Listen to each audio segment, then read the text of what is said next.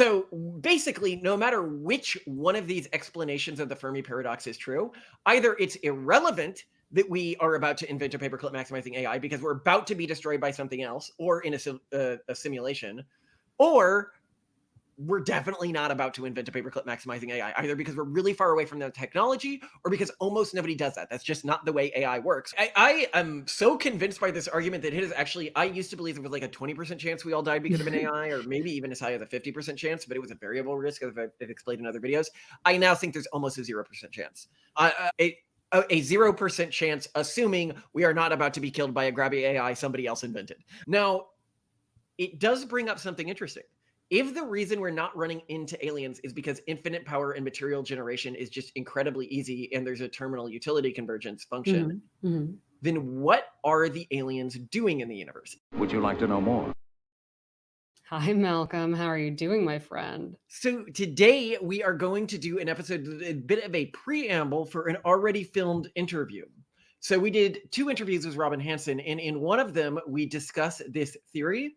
However, I didn't want to off-rail the interview too much going into this theory, but I really wanted to nerd out on it with him because he is the person who invented the Grabby Aliens Hypothesis solution to the Fermi Paradox. Which So, I hadn't heard about Grabby Aliens before, so I'm glad we're doing this. This is great.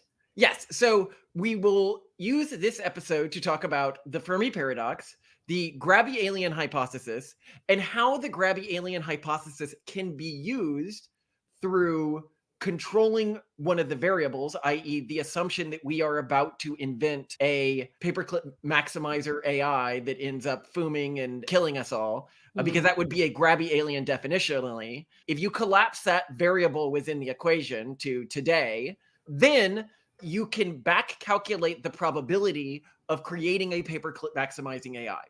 And spoiler alert, the probability is almost 0.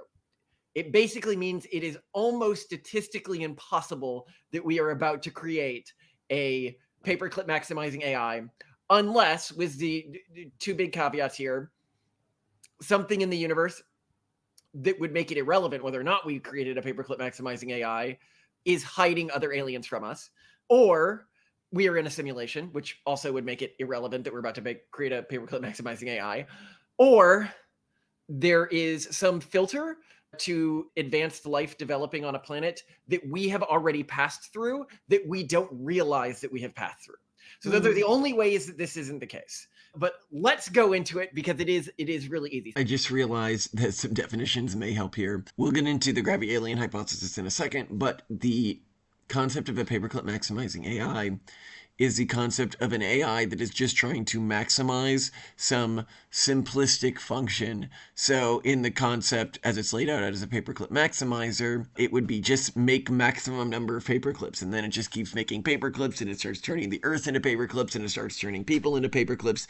Now, realistically, if we were to have a paperclip maximizing AI, it would probably look something more like, somebody says, process this image, and it just keeps processing the image to like an insane degree because it was never told when to stop processing the image, and it just turns all the world into energy to process an image, or something else silly like that. This concept is important to address because there are many people who at least pass themselves off as intelligent who believe that we are about to create a paperclip maximizing AI, that AI is about to, as they call foom, which I mentioned earlier here, which just means rise in intelligence astronomically quickly, like double its intelligence every 15 minutes or something, and then wipe out our species, and after that begin to consume all matter in the universe. So the Fermi paradox is basically the question of, why haven't we seen extraterrestrial life yet?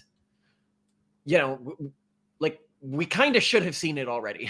It's kind of really shocking that we haven't. And I would say that anyone's metaphysical understanding of reality that doesn't take the Fermi paradox into account is deeply flawed.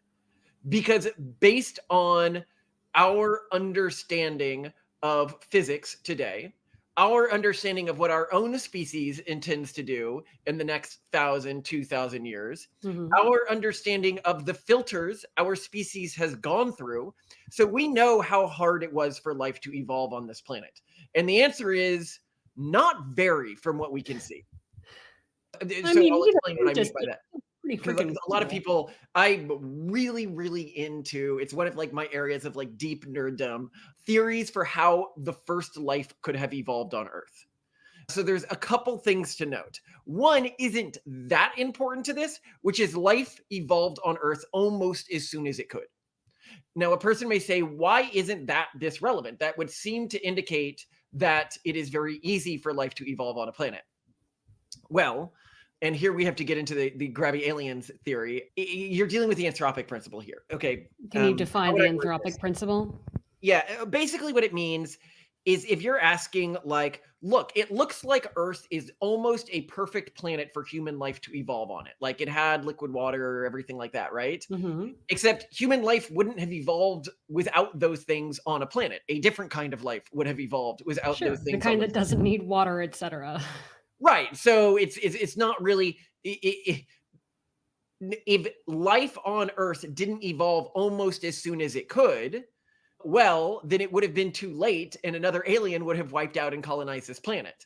That is what Hmm. the Grabby alien theory would say. So that this doesn't really change the probability of this as a filter. But what we do know about the evolution of life on Earth is there are multiple ways it could have happened, all of which could lead to an evolving. You could either be dealing with like an RNA world, you could be dealing with citrus acid cycle event, you could be dealing with the clay hypothesis. I actually think the Do you clay want to hypothesis expound is on any of these? I've never heard of the citric acid hypothesis. so for this stuff, I would say it's not really that relevant to this conversation, and people can dig into these various theories with people who have like done them more. Just like look up citric acid cycle hypothesis, Hmm. explanation for evolution of life on Earth, or clay hypothesis to evolution of life on Earth, or shallow pool hypothesis to evolution of life on Earth, or deep sea vent hypothesis to evolution of life on Earth. The point being is it shouldn't actually be that hard for life to begin to evolve on a planet like this. Hmm. So, but why this is a relevant point, okay? Okay. And we actually sort of have to back out here from the Grabby aliens hypothesis. So I'll explain what the Grabby aliens hypothesis says and why this is relevant to the Fermi paradox. So the Grabby, usually when you're dealing with solutions to the Fermi paradox, what people will do is they'll say that there's some unknown factor that we don't know yet, basically. So a great example here would be the dark forest hypothesis. Okay. So the dark forest hypothesis is that there actually are aliens, lots of aliens out there. They just have the common sense to not be broadcasting where they are and to be very good at hiding where they are because they are all hostile to each other. And that any other aliens like us who were stupid enough to broadcast where they are, they get snuffed out really quickly. Sure, that makes sense. That makes sense. Yeah.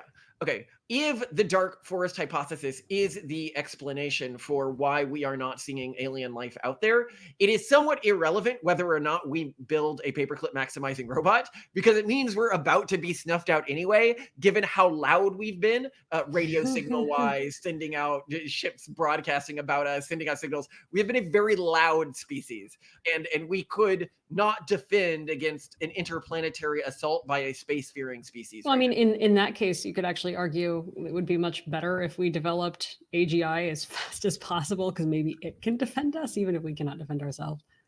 Possibly, but that's the point there. Beside So the point, it becomes obviously. irrelevant, or they'll say we're in a simulation, and that's why you're not seeing stuff. But Mm, again, that makes all of this beside the point. What Grabby right. Aliens does is it says no, actually, we are just statistically the first sentient species on the road to becoming a Grabby alien, and I'll explain what this means in just a second, in this region of space. Mm, And then it says, let's assume that's true. It can use the fact that we haven't seen another species out there, a Grabby alien that is rapidly expanding across planets, to calculate how rarely these evolve on planets. Okay? Do okay. you sort of understand how that could be the case? Yeah. Okay.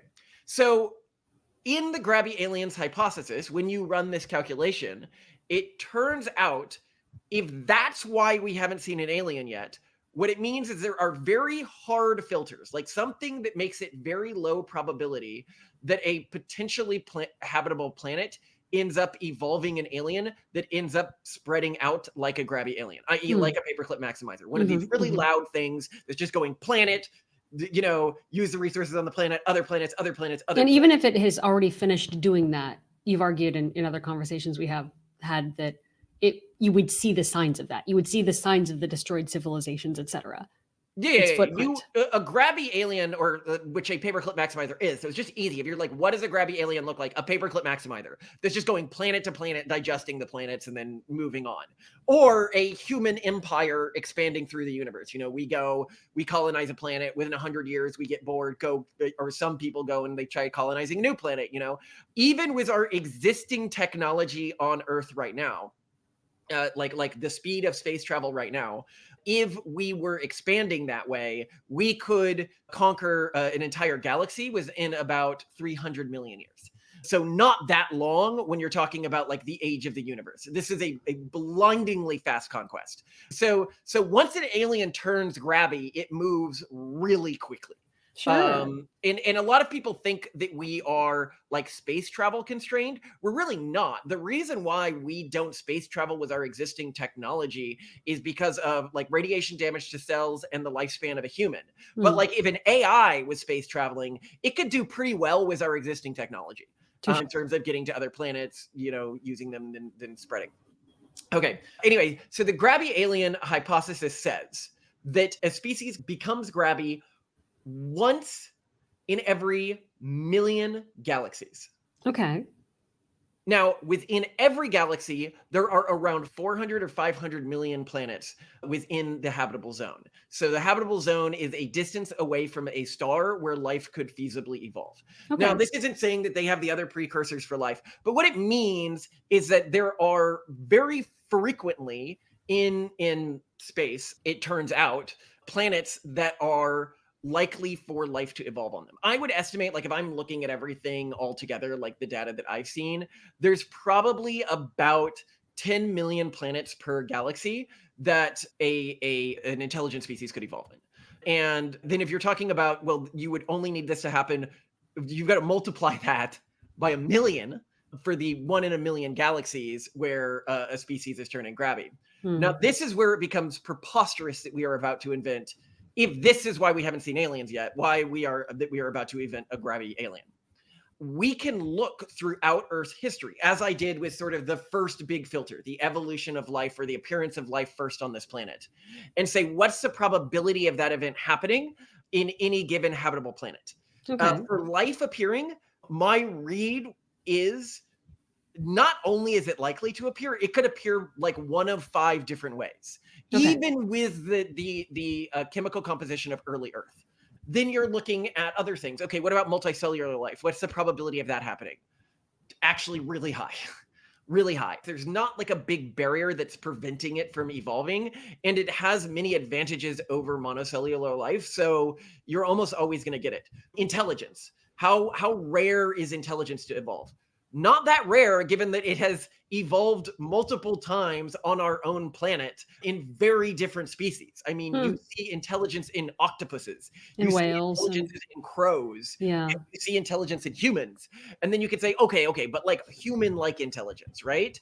Well, we already know from humans what a huge boost human-like intelligence gives a species. The core advantage to human-like intelligence is like, if I'm a spider and I'm bad at making webs, right? Then I die. And that is how spiders get better at making webs intergenerationally. As a human, I am able to essentially have like different models of the universe fight in my head and presumably allow the best one to win. Like, and you don't have to die before you get better. Yeah, you don't have to die to get better. It is almost as important to evolution. It is sort of like the second sexual selection. So when sex first evolved, the core utility of sex, as opposed to just like cloning yourself, right, is it allowed for more DNA mixing, which allowed for faster evolution. Intelligence allows for the faster evolution of the sort of operating system of our biology. And so it's just such a huge advantage. It's almost kind of shocking it didn't evolve faster. For sure. Given how close many species have come to it. Now, actually surprising to a lot of people, this is just like a side note here, a lot of people think cephalopods were close to evolving sentience. So let's talk about cephalopods. Why? Wait, cephalopods are all over like historic geology and all these Yeah, things. yeah, but yeah, wait, yeah, yeah. what? Cephalopods are like squids, octopus, stuff like that. Like a lot of people point to how smart they are, and they are smart. They are like weirdly smart, Yeah. but they don't know why they're smart because they don't know neuroscience. So the reason why cephalopods are as smart as they are is an axon. An axon is what like information, the action potential travels down. Yeah, it's a little within arm thing that you see different on a brain. neuron. Yes, in a neuron, it's the little arm thing. It's the cable. You can think of it as, okay? Mhm. So to be an intelligent species, you need really fast traveling action potentials. Okay. So the way that humans have really fast traveling action potentials is something called myelination.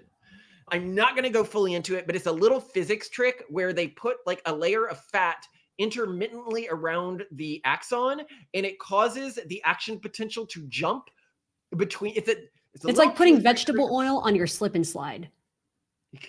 Not exactly. It's actually a really complicated trick of physics that can't easily be explained except by like looking at it. I don't want to get into it. The point is we mammals have a special little trick that allows for our action potentials to travel very, And very are you quickly. saying that cephalopods have this too? No, they don't. The way that they and any other species that wants a fast traveling action potential before us, the Mhm. way that you increase the speed that action potentials traveled was by increasing the diameter of the axon. Oh, so they just have fat axons, whereas we have optimized Enormously axons. fat. In some cephalopods, they're like a quarter centimeter in diameter. Holy smokes, like, whoa, okay. That they could not get smarter than they are without having some huge evolutionary leap in the way that their nervous systems work. So This interesting. is why cephalopods, despite being really smart, and probably being really smart for a long time, because they've been on Earth for a really long Forever. time, Yeah, just man. could never make the evolutionary leap to human type intelligence. So Because they don't have room to have even fatter axons. yeah, because as the axons got fatter, the number of neurons they could have would get lower. The density of the neurons would get lower. Oh, of course. Yeah, you got limited space. So unless they got much bigger brain Themselves, zones. yeah, I guess you could have like giant I mean, yeah, undersea octopus. Well, I mean, whatever. Anyway, this is a huge tangent here, but basically it looks like if you're looking at the evolution of life on our Earth, if we have undergone other big like hard filters could be, it's very rare for a species to get nuclear weapons and not use them to destroy itself.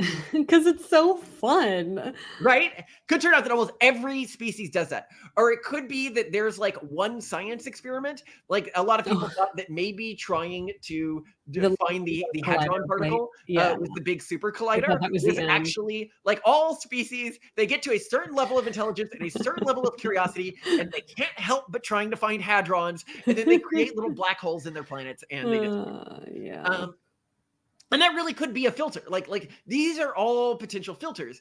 The problem is if we're like 5 years away from developing a paperclip maximizing AI, that means that we as a species have already passed all of our filters. Mm-hmm. And that means that we as a species can look back on the potential possible filters that we have passed through and sort of add them all up. Okay? Mm-hmm.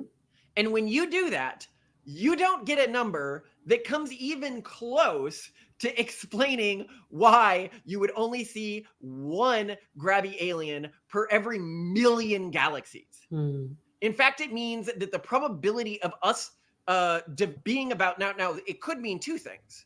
So we'll go through the various things that it could mean.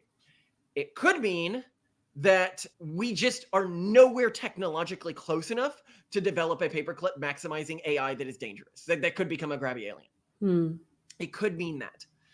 It could mean that we are about to develop a paperclip maximizing alien, but something like even after it digests all life on Earth, something prevents it from spreading out into the galaxy. Something technologically that we haven't conceived of yet. This seems almost unfathomable to me, given what we know about physics today. Yeah, and that we've even gotten like projectiles from Earth pretty far off planet. Yeah. So yeah, there's not like some weird barrier that we don't know about yet. It could be, and I actually think this is the most likely answer. I think that this is by far the most likely answer to the Fermi Paradox. Simulation? No, not simulation. It could be that we're in a simulation, but we already went over that. I think it's that when you hear people talk about like AI booming, and I've talked about this on previous shows, but I think people like really don't understand how insane this is. They Mhm. believe that the AI reaches a level of super intelligence, but it somehow still has an understanding of physics and time that is very similar to our current understanding of physics and time. Meaning that when we think about expanding into the universe, we think about it in a very sort of limited sense. Like we gain energy from like the sun, from digesting matter, and we spread out into the universe like physically on spaceships and stuff like that, right? Mhm, mm. Anything we understand about physics and time turns out to be wrong. This assumption for the way an expansionist species would spread could become immediately moot. And I mean this in the context of like it's kind of insane to me. Like you've got to understand how insane it is to assume that we basically have all of physics figured out. Yeah, that's fair. This is like when like people in the 1800s when they were planning how we were going to go to space and they'd have like maritime ships like sailing through like outer space. They'd have, you know, or what are people going to do in the future? Well, they'll have like balloons and they'll use them to go on lake walks, or like it basically assumes that technology, even as we advance as a species or whatever comes after us advances, moves very laterally and assumes we don't have future breakthroughs, which I think is just one, arrogant, and in the eyes of history, incredibly stupid. So, what kinds of technological breakthroughs could one make it very rare for even when an alien is grabby that we would see it out in the universe, right? One is time doesn't work the way we think it works, or it does work the way we think it works, but we're just not that far from controlling it. Hmm. So, by that, what I mean is you could create things like time loops, time bubbles, stuff like that. Essentially, entirely new bubble universes. So, how would I describe this? Okay, if you think of like reality as like a fabric, essentially what you might be able to do is like pinch off parts of that fabric and expand them into new universes. That's essentially what I'm describing here. Yeah, or maybe like the way you can break between realities or weird time loops generates energy in some way where you could kind of just keep looping it and like pinging back and forth. You know, who knows? You know, it could be like Yeah. the new wind Now, power. if We it just don't turns know. out that you can travel in time this way, given that we haven't seen time travel to that, or we might not have, we've talked about this in another video, which I'll link here if I remember to do it. Given that we haven't seen time travelers yet, what I assume is that time manipulation requires like anchors. Which of course it would. Like, okay, if I was to go back in time, like where I am on Earth right now, I would be in a different part of the galaxy than the Earth or something like that. It would be really hard to track. You would need like some sort of anchor to be built. So time travel would only work from the day it's invented and from the location it's invented. So you wouldn't be Hmm. able to go out into the universe. Another example of a technology that we might not have imagined yet is dimensional travel. It may turn out we meet aliens like we're traveling in the universe and they're like, why did you waste all of the energy getting to us? Your own planet is habitable in an infinite number of other dimensions and it's right back where your planet is. Like, why wouldn't you just travel through those dimensions? That's a much easier path for conquest. That being the case, and people would be like, yeah, but typically when something's like being expansionistic like that, it moves in every direction. Hmm. Yes, but if there are an infinite number of other dimensions, and it is always cheaper to travel between dimensions than it is to travel to other planets in a mostly dead universe. Let's be honest, like there's not a lot of useful stuff out there. From the perspective of easily being able to travel between dimensions, it could never make sense. There is always an infinite number of other dimensions to conquer right where you are right now instead of going out into the universe. Now, this would not preclude a paperclip maximizing AI. It could be that we are about to invent a paperclip maximizing AI, but even if we do that, it's less likely that it immediately comes after us. It could just expand outwards dimensionally. Like, so it would act in a very different way than we're predicting it would act. Now, another thing that could prevent it from killing us is it could be trivially easy to generate power and even matter. And by that, what I mean is there is some method of power generation that we have not unlocked yet that is near inexhaustible and very, very easy. And if you can generate power with near infinity with little exhaustion, you can also generate matter, electricity, anything you want. If this was the case, there just wouldn't be a lot of reason to be expansionistic in a planet hopping sense. Essentially, you'd be like one giant growing planetary civilization, or ships that are constantly growing and expanding out from a single region. It could also be that these sorts of aliens expand downwards into the microscopic instead of expanding outwards. Like that might be a better path for expansion. There's just a lot of things that we don't know about physics yet, which could make it so that when you reach a certain level of physical understanding of the universe, expanding outwards into a mostly dead universe can seem really stupid. Now, there's another thing that could prevent Grabby aliens from appearing, and this is the thesis that we have listed multiple times, which is terminal utility convergence. Yes. Which is to say, all entities of a sufficient intelligence operating within the same physical universe end up optimizing around the same utility function, i.e., they all basically decide they want the same thing from the universe. And I highly suspect that this is the case as well. So I think that we're actually dealing with two filters here, two really heavy filters. Yeah. So this would mean that when we reached a sufficient level of intelligence, we would come to the same utility function as the AI. And if the AI had wiped us all out, we would have wiped us all out then anyway, because we would have reached that same utility function. Or the AI has reached this utility function and it's not to wipe us all out, so it's irrelevant, right? And this is where we get the variable AI risk hypothesis, which is to say, if it turns out that there is terminal utility convergence, then what that means is that if an AI is going to wipe us all out, it will eventually always wipe us all out. And we will wipe us all out anyway once we reach that level of intelligence, unless we intentionally stop our own evolution, stop any genetic technology, and stop any development. Like we enter the species and spread as like sort of like technologically Amish biological beings. Yeah, like the Luddite civilization that like only gets enough like technology to stop all more technology. But I think that's, when you hear a lot of AI doomers talk, that seems to be what they're going for. Right.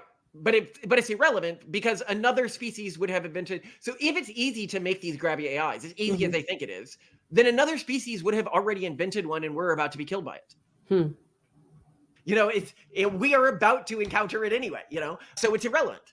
They're already out there. There's tons of grabby AI out. There's tons of paperclip maximizers out there in the universe already. And it is just an absolute miracle that we haven't encountered one yet, if it really is this easy to make one.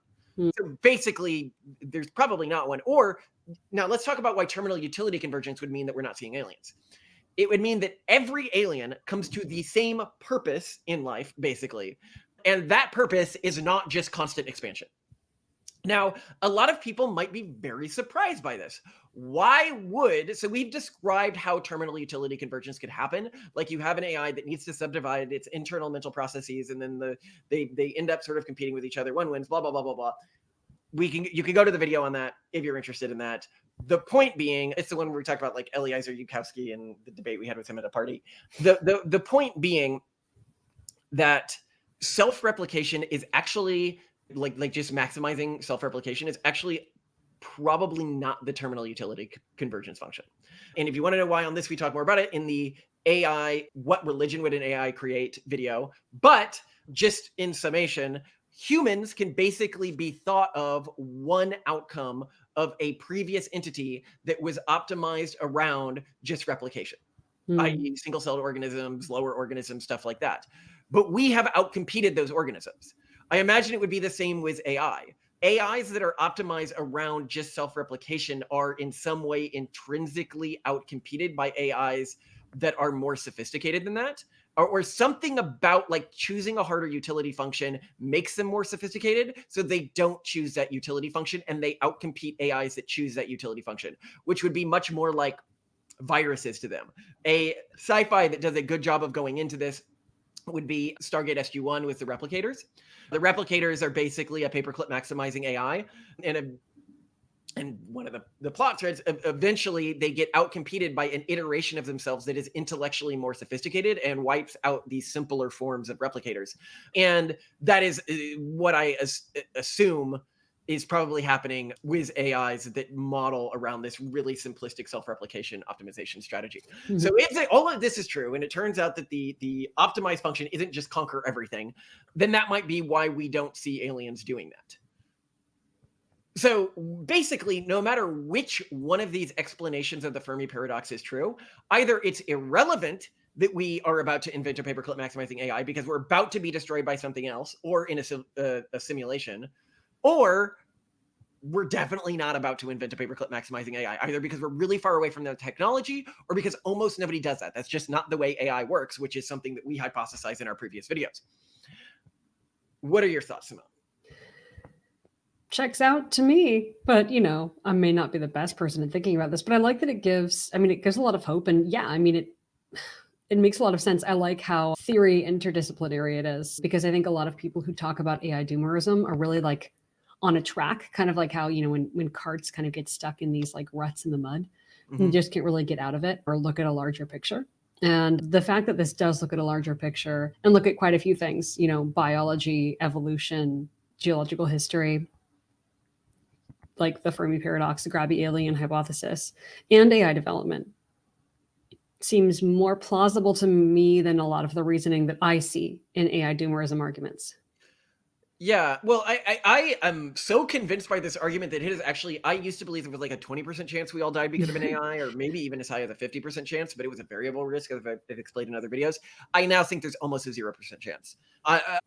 A 0% chance, assuming we are not about to be killed by a Grabby AI somebody else invented. So I think that, yeah, I have found it very compelling to me. Now, it does bring up something interesting. If the reason we're not running into aliens is because infinite power and material generation is just incredibly easy and there's a terminal utility convergence function, then what are the aliens doing in the universe? If you can just trivially generate as much energy and matter as you want, what would you do with an alien species? What would have value to you in the universe, right? You wouldn't need to travel to other planets. You wouldn't need to expand like that. It would be pointless. You would mostly be on ships that you were generating yourself, right? The thing that would likely have value to you, and I think this is really interesting, is likely other intelligent species that evolved separately from you. Because they would have the one thing you don't have, which is novel stimulation. Something new information, basically, a different way of potentially being, which would mean that the hotspots in the universe would basically be aliens that can instantaneously travel to other alien species that have evolved. Now, what they're doing with these species, I don't know. I doubt it looks like the way we consume art and media and stuff like that. It's probably a very different sort of an interaction process that we can't even imagine. But I would guess that would be the core thing of value in the universe to a species that can trivially generate matter and energy and that time didn't matter to. This might actually mean that aliens are far more benevolent than we assume they are, because such a species that really only valued species that had evolved separately from it, like that's the core other piece of information in the universe, they might find us very interesting, and this might be why Earth is a zoo. So one of the Fermi paradox explanations is the Earth zoo hypothesis, right? Where a lot of people are like, well, what if Earth is basically a zoo and there's aliens out there and they're just hiding that we know them?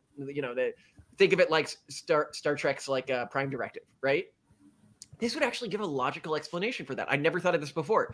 Yeah. Okay, I'll explain this a bit differently. If the only thing of value to them is content, media, lifestyles generated by civilizations that evolved on a separate path from them, then they would have every motivation to sort of cultivate those species or prevent things from interfering with those species once they had found them, because they can passively consume all of our media. They can passively consume our lifestyles. They have technology that we can't imagine. They gain nothing from interacting with us. In fact, they would pollute the planet with their culture in a way that would make the planet less interesting to them and less a source of novelty and stimulation to them. I like that. What if, here, I'll give a little hypothesis here.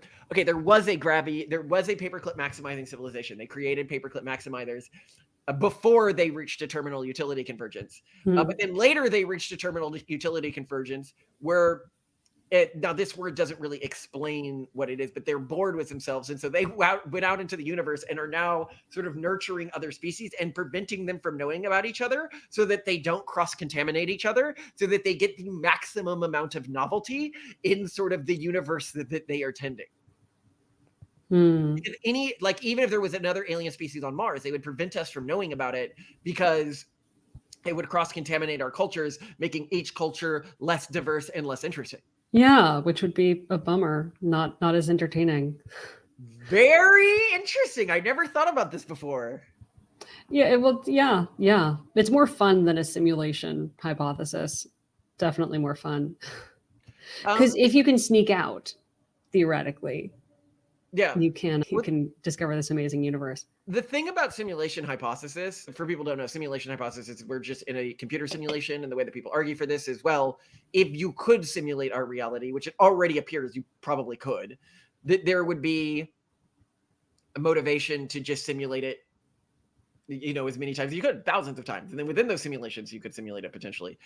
Meaning that of people who think they're living in the real world, only 1 in like a million is living in the real world. And so we're probably not in the real world.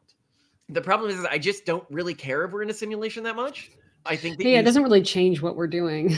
Yeah, you should still optimize for the same things. And in many ways, even if we are in the real world, we're basically in a simulation.